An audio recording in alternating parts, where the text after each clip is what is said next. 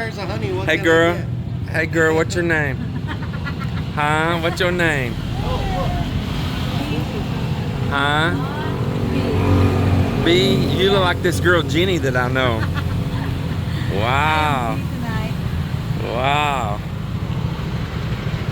Man. Are you sweet like honey? Yes. I want to taste. Can I try your honey? Sure.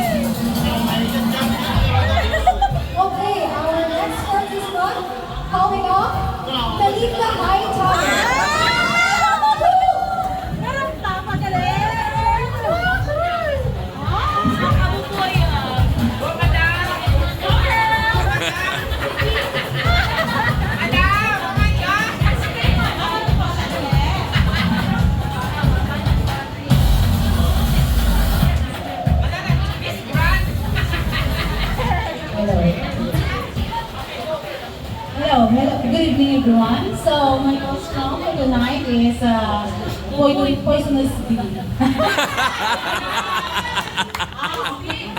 Yes, to sting you. Thank you. Okay lang ba?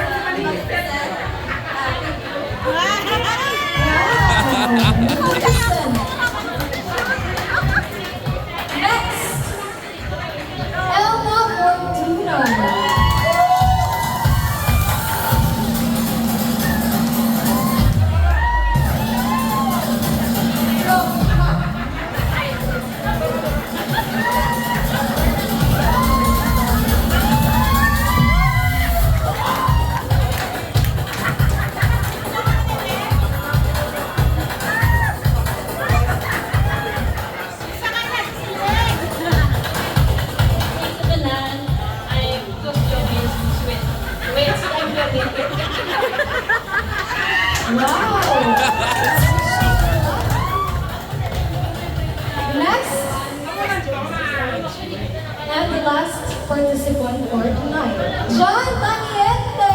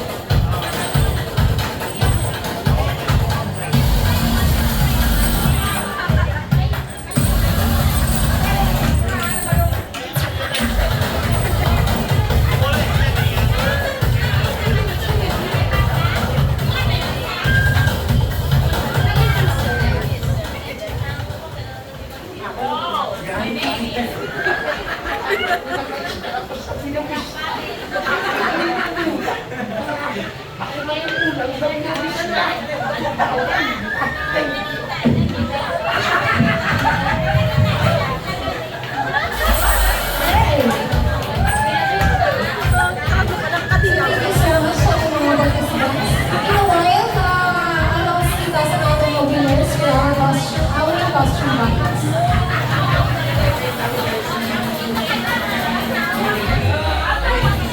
Hello guys, sabat mo?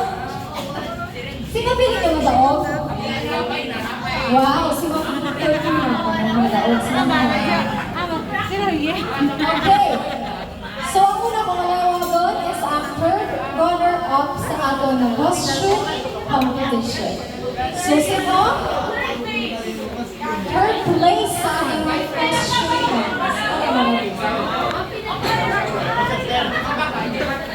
So ating third place, none other than Sir John Taniente. A round of applause, please.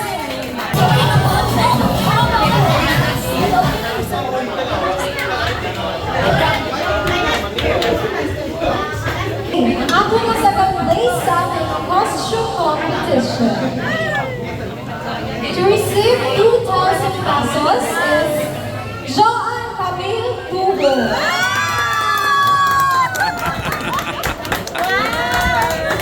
Where's your horn?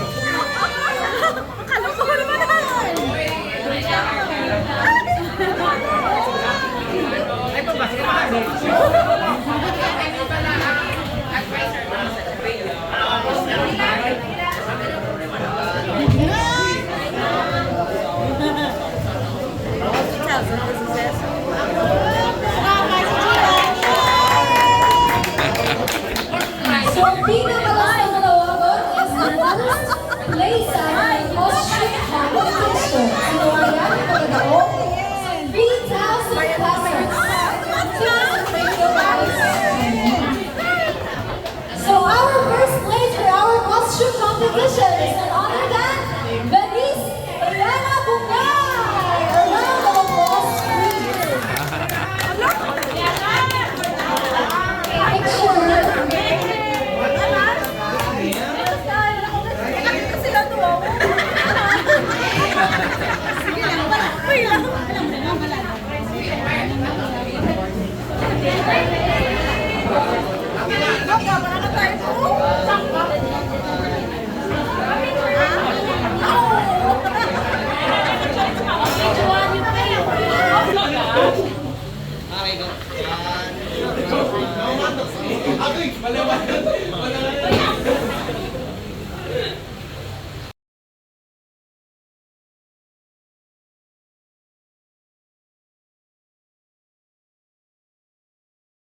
Good morning, everybody. Good morning right here in the Philippines. Well, I'm going to get started here on another day pretty quick. We're going to get right on out here to it. It's a Monday, and we're excited to get busy. Do a little housekeeping here real quick before I continue on outside out here. I've had this more than once. I've had commenters to say, "Are you going to work until you die?" Yeah, I am. I am. Absolutely, I am.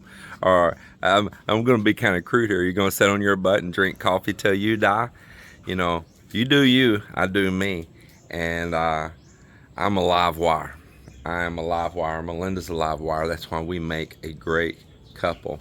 I've covered this in past videos that maybe you weren't on our channel back then. You were newer to us. My family, they're not the retire kind of people that retire and spend their last 10, 15 years, 5 years, how much time God gives you, 20 years or whatever, give you after retirement. We're not the kind to just do that and that's it. And the next thing, I just turned 55. I just turned 55. I've been here in the Philippines since I was in about my mid 35, going on to 36. I have spent over half of my adult life going back and forth between the U.S. and the Philippines, work about half the year in the U.S., come live about half the year in the Philippines, but not 6 months at a time. I do it like 3 months, 3 months, or 3 months, 4 months, and kind of mix it around to where I came out about 50-50. I would skip the coldest time of the year in Texas. I'd skip the hottest time of year in Texas, and as well, and that also made it a little bit more enjoyable because I missed those extreme weathers over there and I enjoyed it here. And I've done that for years until now that we're tilting the table that just Philippines alone is going to be our home. And then what am I going to do? I'm just going to sit on my butt and get big and fat and all of that? No, I'm not. I'm going to enjoy what I enjoy doing, and that's building and creating and repairing stuff, man, and trying new things and new adventures and keeping my mind vibrant and constantly learning new things and taking on new challenges. That's me. That's who I am. And I'm happy being who I am. I don't need criticisms to tell me how I'm supposed to go chill. I'm not 65, I'm not 70, I'm not 75. And even when I'm those ages, if this body continues to hold out, I'm still going to be doing this. This is what I love. I love creating stuff. I love building stuff. And if things go right, I'm not going to give it 100% on the green light yet. But if things go right, there's going to be a huge project coming off here that's not a house that we're going to build out here by the beach. And once again, I'm going to push my challenges. I'm going to push my threshold of what I enjoy doing and my passions. And I'm going to combine it into another big project that I'm going to really try to organize well for this vlog for that project. I'm at a very high percentage that it's going to be a green light. And I tell you what's really helped, and I know you don't want to hear it, but the carnivore diet has helped me a lot because it's brought a lot of my energy, spunk, and mental clarity back. I'll break the news on what that is a little further down the road, because right now my wife wants me to finish a few projects up here on the house, and I don't mind doing that. There's not too many, just a few things, and we'll have that done. So no, I'm not going to sit at a coffee shop. I'm not going to just drive around and tour. Let's talk about that. So as I said, I've been here in the Philippines since I was about 35.5. And through those years, even before I knew Melinda, I've gone and seen and done numerous things. And there's many places I have not been, but there's time for that. It's what we're going to go enjoy, even with this boat and other things to get out and about. And we still go travel.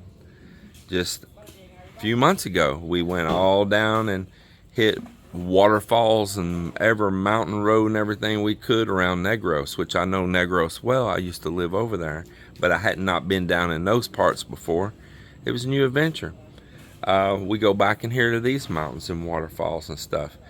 One year ago, we traveled up when we got this boat, and we traveled far up in the mountains in Lake Colorado, which a lot of you don't even realize that U.S.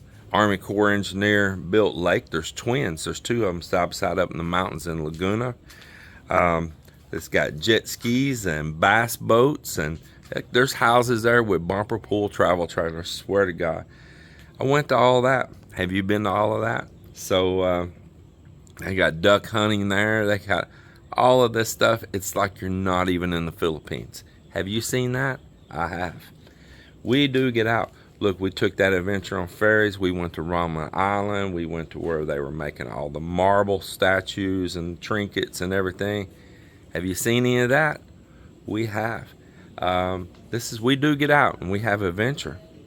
We absolutely do. We mix it up. We travel back and forth. We go to the U.S. We go to different states. We just went up, spent time north of Seattle. Our trip before, we went and spent time in California. We cruised the coastline. We seen all of the amazing sea life and mammals and stuff along the shores and everything. Spent time with friends.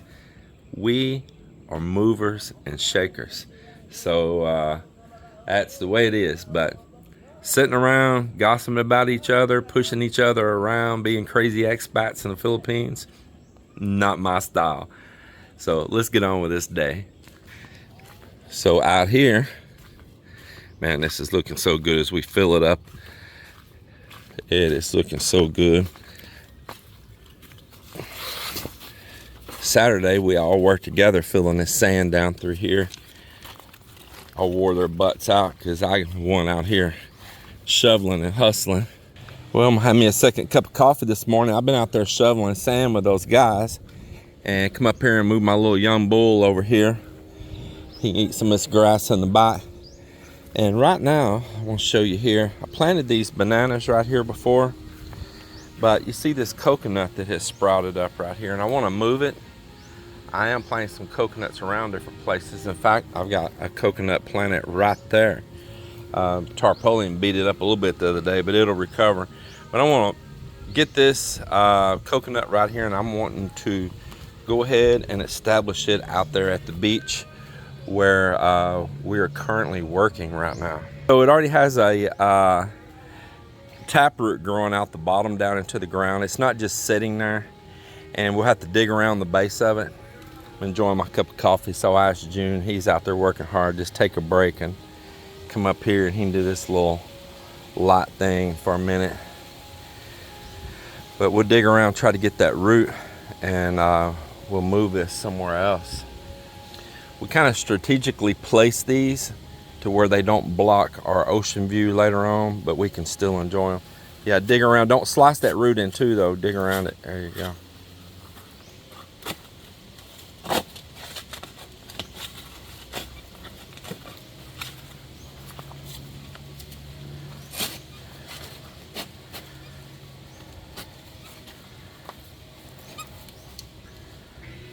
Beautiful. See, it's already got nice roots growing out. We're going to go out here and plant this thing.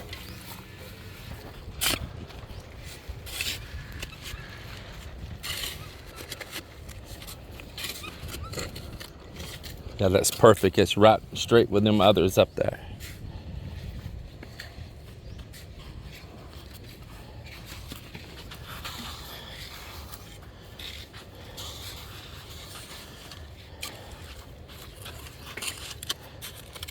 See if you can get some little bamboo sticks to put around it, protect it. Now I'll put a little bit of compost around the top of it too, and that'll help hold the moisture in the sand right there.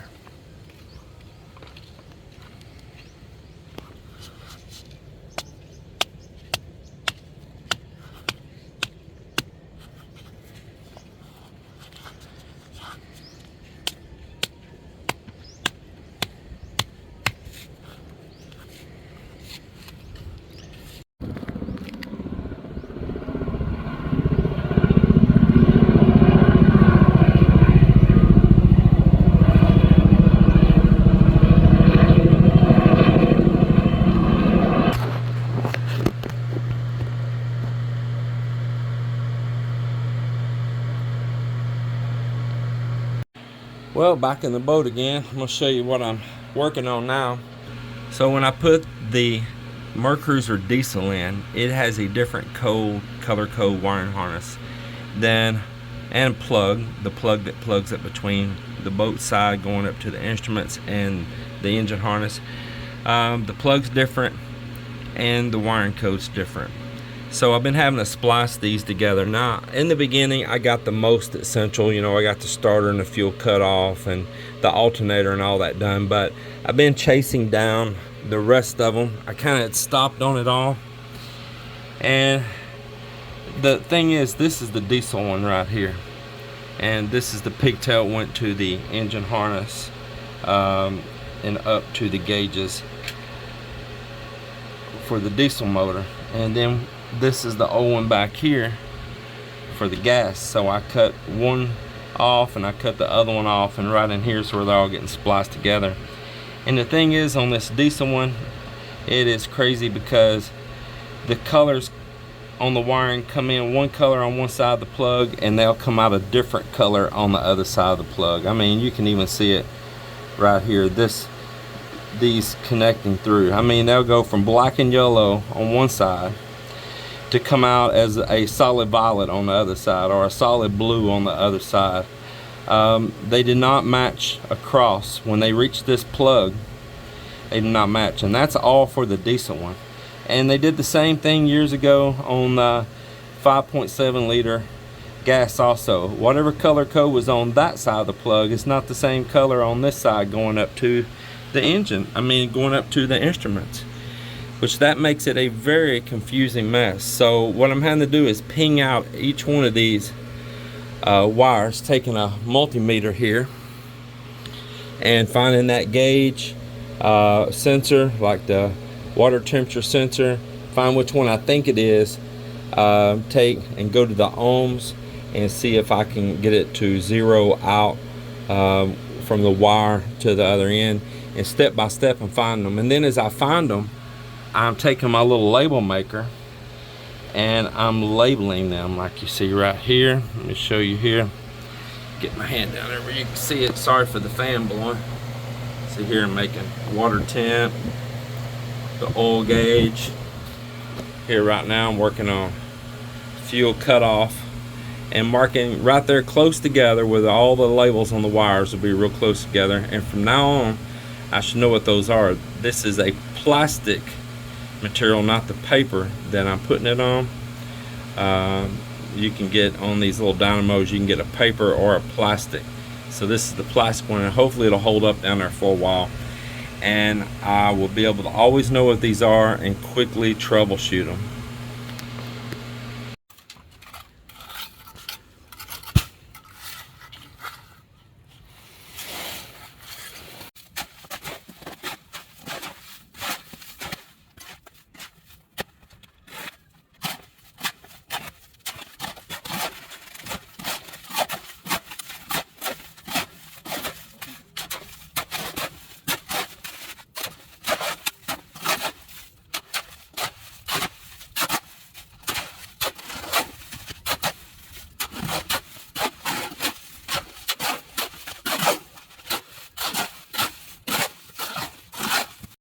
Meanwhile, back here at my boat, I had an Amazon package show up. My little wife didn't even tell me it came. I happened to find it in the house.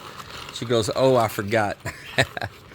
But I tell you what, I got everything that I ordered. Everything. Unlike when I ordered from Lazada and they ripped me off and sent me just one piece only, and it's not even the right size. So I bought just a couple of extra pieces of this, and it put me at the free shipping, and I didn't have to pay any duties or nothing either. And it actually ended up all getting here, and would have been a better deal, as one of my viewers has said, "I don't know why you didn't just order them from Amazon." Well, by the time I read that comment, I already had, because I realized that this Lazada bunch and all was just not going to work out. So I bought these right here, another size, a little bit bigger than the two sizes I got right here, just to have them as backups. And by doing that, it put me into the free shipping status. So thank goodness for Amazon. And it got here pretty quick. It showed online that it wasn't going to be here for like another week, and it actually showed up here already, either today or yesterday. So that's pretty cool. Now I can get all these fittings here put on and get everything turned down where I don't have hoses pointing out, they're pointing down, and less stuff you rub your legs against, or accidentally step down in there and you step on one of these hoses by accident and pinch it or break it or punch a hole in it or something, you know. It's just better if they're all turned facing down. So this is the size here that I need for that little fuel pump. One at the top, instead of it pointing straight up, will point sideways, and the one in the front, instead of pointing straight out, it'll point down. So that'll solve that. These sizes, right, and I bought extras in case I need them for another project. This size right here is what goes on the fuel filters. The same thing, it'll point down right there instead of sticking all out like it is now. So that's for one fuel filter. That's for the other fuel filter. And then these, this one, and this one are for the exact same setup again. And I'm not going to tell you why I need another setup, but that's for a whole nother identical setup to make up. Different project, different story. All right, well, and these are some backup fittings for some alternatives. And with the ones they sent me the other day, or the one they sent me, and then I already had one of this size right here, it'll get what I'm gonna need over on another project that you guys don't know about yet. Okay, well, happy to get those. I'm gonna take this set right here and go put them away, And I'm gonna take this set and maybe later I'll install them, but right now I'm not in fuel mode. I'm in wiring up gauges and sensors and turbo mode.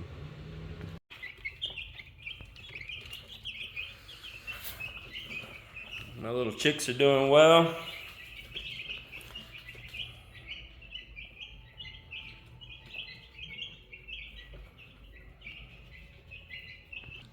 Want to talk about them working out there at the beach. Some of you commenters will say, why didn't you just take a tractor and scoop all that sand up and dump it down there? You'd be done with it in minutes. First of all, I don't have a tractor. Second of all, it's a pain in the butt to hire one. Third of all, that costs money. That these guys, most of them are family. Well, I gotta pay the rent on the tractor, gotta buy fuel, and you don't operate it yourself. You pay for the operator, so you pay for the operator, his snacks. It's just Philippine customs, okay? And you know, everything for that tractor to be here. And for what? For a tiny bit of work that'll be over with in minutes? Yeah, that ain't gonna happen. And I'm not gonna go buy a whole entire tractor to have here myself either. It's not gonna happen. But here's how it works. So you that don't understand, or you're watching Mr. Armstrong buy all his equipment online and stuff, because he's setting up a construction company. Good on him, man, good on him. And he's setting up a construction company, but I'm not. I'm just building out my place right here. And I don't have that kind of work right now for a tractor. Now, we have had a tractor in here when we really need to get something moved. And this is a new situation that this sand really piled up, which is such a blessing, thank the Lord. And them hand shoveling that, well, that puts my brother-in-law Miller, that puts food on his table. That gives him a work, it gives him a job. That puts food on his table that feeds my nephew and feeds my adorable little niece.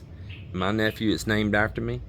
He named him James Leo Mill. James for me, Leo for his late brother that passed away, Leo Fricks, and Mill for Miller, himself, James Leo Mill.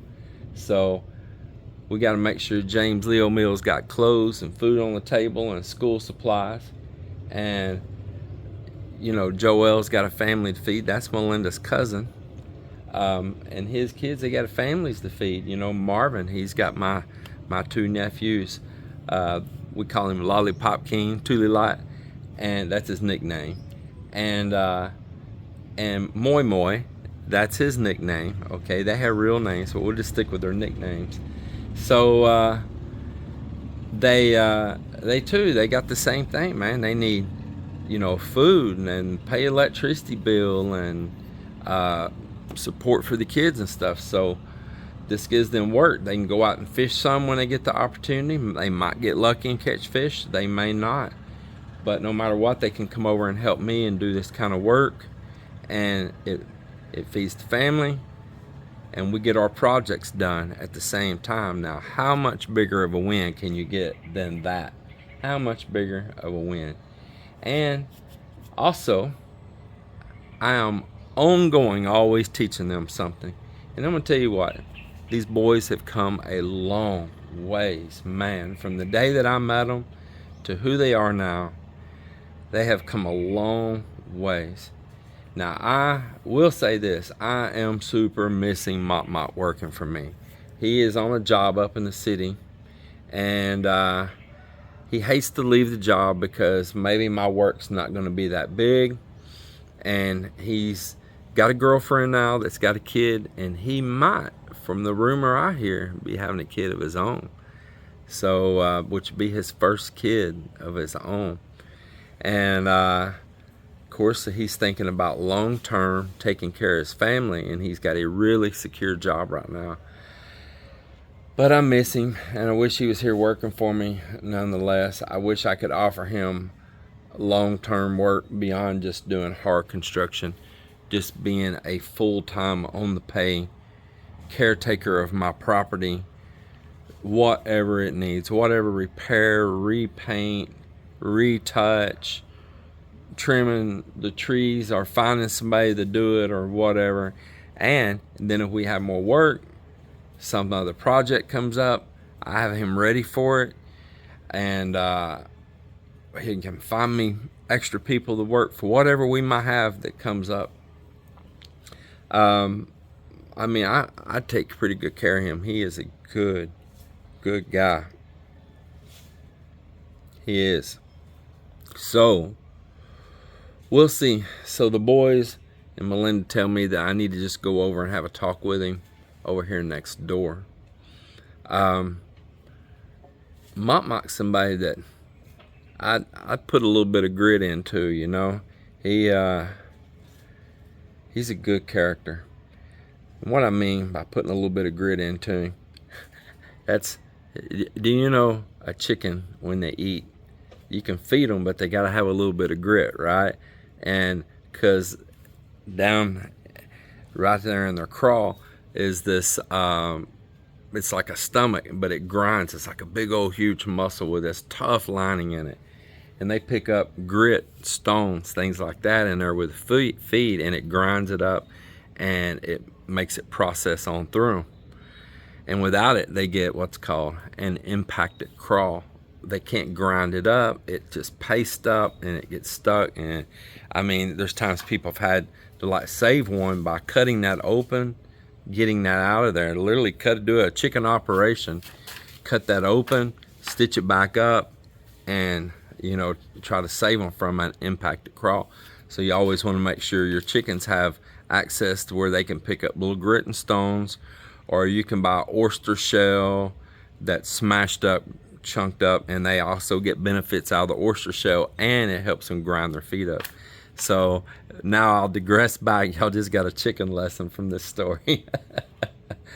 So I'm such a Texas country boy, referring to all these different things, man. I'm a true redneck. So anyway, Mop, he's somebody I'm willing to put a little bit into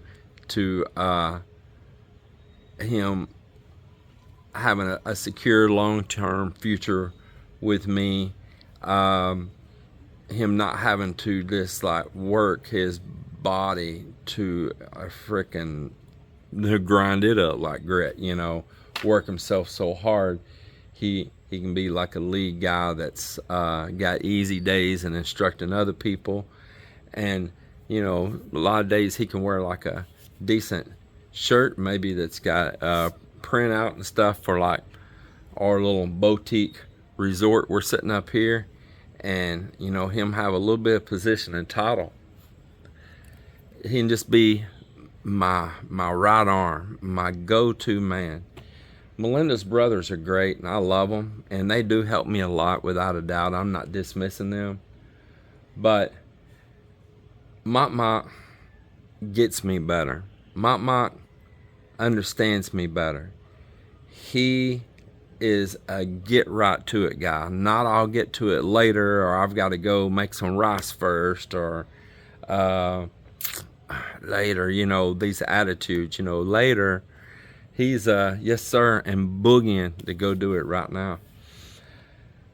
I really kind of thought about, if I had Mop in that position, that I might buy one of those little flatbed work trucks. Not really one of those Ruscos. I might buy one a little bit bigger flatbed work truck that who knows, I might want to put on a work crew. Who knows, Melinda might want to go get a contractor's license. Who knows, she might want to become a builder and take advantage of what I've been teaching her cousins and family. And Melinda might want to put together a building crew. So we'll see. I had offered to him also, and I'll talk to him again. I talked to him about this before I left, of putting him in driving school. It's right down the road here. I pay for it. I get him a driver's license, let him practice in my truck some, let him learn to drive. I go teaching before I put him in driving school. I'll teach him the basics right here in the subdivision. I feel like he's somebody worth putting a little bit into. What do you guys think?